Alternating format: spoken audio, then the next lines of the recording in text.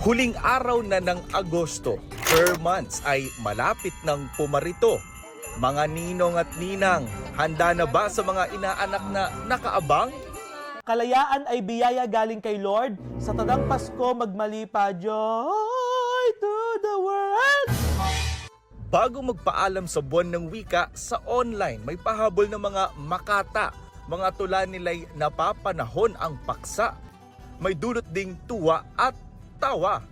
Nahihirapan ba kayong gumawa ng tula? Opo! Itong hugot talagang takaw puot. Aniya ang hindi marunong lumingon sa pinag-utangan, asahang hindi na muling mapagbibigyan.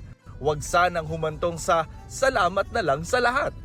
Hindi pa Pebrero pero ano ang hugot ng mga ito? Sa bagay, ghost month ang Agosto. Baka kaya minumulto?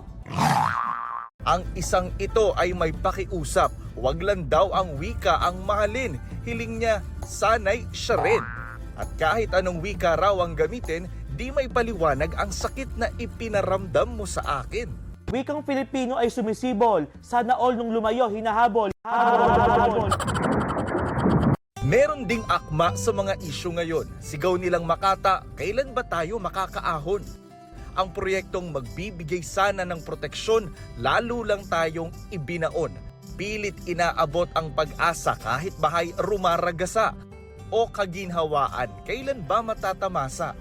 Kung kaligtasan ng Pilipino ang inyong habol, saan ninyo ginastos ang budget sa flood control? Tayo'y nakaligtas sa mananakop na nakakatakot, ngunit hindi sa gobyernong kurakot. Ang wika, bigkis ng iba't ibang estado sa lipunan.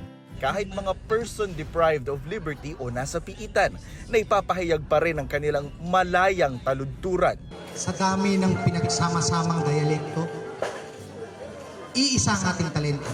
Hindi lang talento ang nalilinang, pati ang tibay ng loob para mapagtagumpayan ang mga hamon ng buhay.